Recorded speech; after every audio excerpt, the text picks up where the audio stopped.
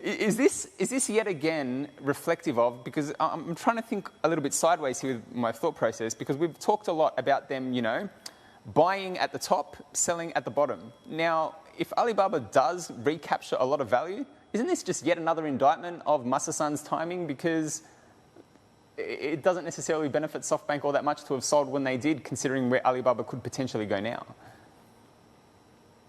Yeah, undoubtedly. If you go back in time in 2013 and 14, when this company was listed, day one, stock price was $91. The company, or SoftBank, resolved not to sell the stake for a long time. And 8 years on, they have been selling at a price which is actually lower than the day one price. So yes, it doesn't show up well for Masa to be very aggressive when the markets are up and then become overly defensive when the markets are down. You want to play offense when everybody else is nervous. But unfortunately, SoftBank Group as a company is acting more as a momentum investor.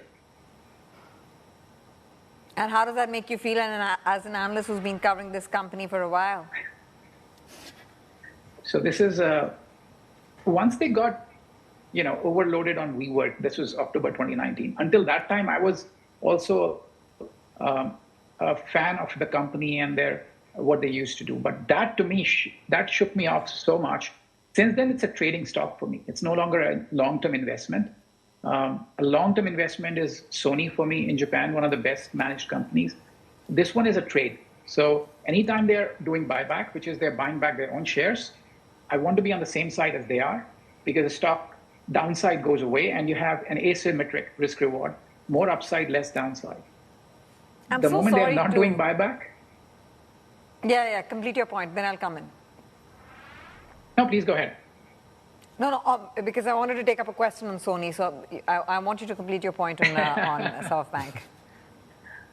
Okay, so, anytime they're doing the buybacks, aggressive buyback, it becomes a buy.